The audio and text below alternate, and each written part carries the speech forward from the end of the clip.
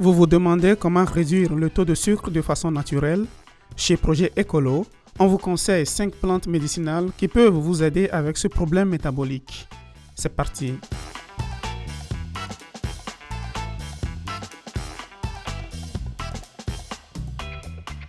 Chèvrefeuille massicain, encore appelé buisson pétard ou trompetilla, le chèvrefeuille massicain est l'une des plantes médicinales mexicaines qui peuvent largement aider à maintenir la glycémie à un niveau optimal. Cependant, bien qu'elle soit connue sous le nom commun d'insuline naturelle, elle n'est pas équivalente à une dose d'insuline injectable.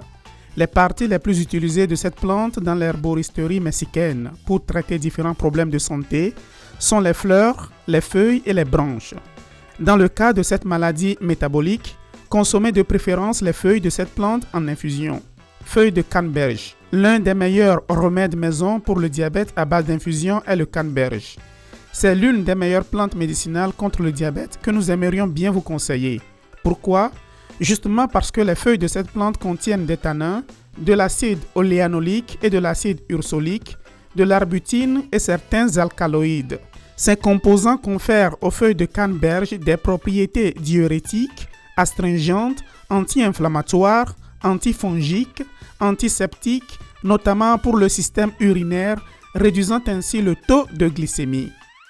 Galega officinale. Cette plante contient des dérivés de ganidine tels que la gélanine et la péganine, ainsi que des flavonoïdes, des saponines et des tanins. Grâce à sa composition, le Galega officinale possède des propriétés diurétiques et hypoglycémiantes qui aident à réguler la glycémie. Avant de continuer, mettons-nous à l'épreuve. Combien de types de diabète existent-ils? A. Il n'y a qu'un seul. B. 2. C. 3. Réfléchissez bien car à la fin de la vidéo, vous pouvez vérifier si vous avez raison.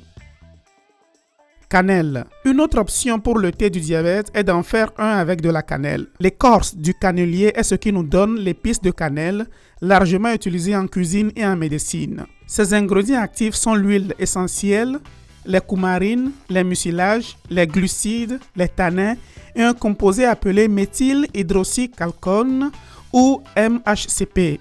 Tout cela lui confère des propriétés apéritives, digestives, carminatives, sudorifiques, stimulantes, activatrices de la circulation sanguine, astringentes, antispasmodiques et hypoglycémiantes. Infusion d'ortie. Bien que les feuilles de l'ortie piquent au contact de la peau si elles sont fraîches, si nous les utilisons correctement, elles peuvent nous apporter de grands avantages.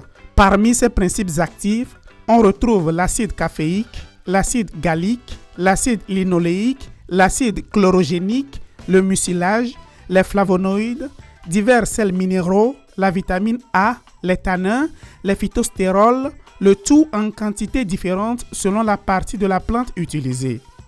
Et pour en revenir à la question que nous vous avons posée précédemment, y avez-vous réfléchi?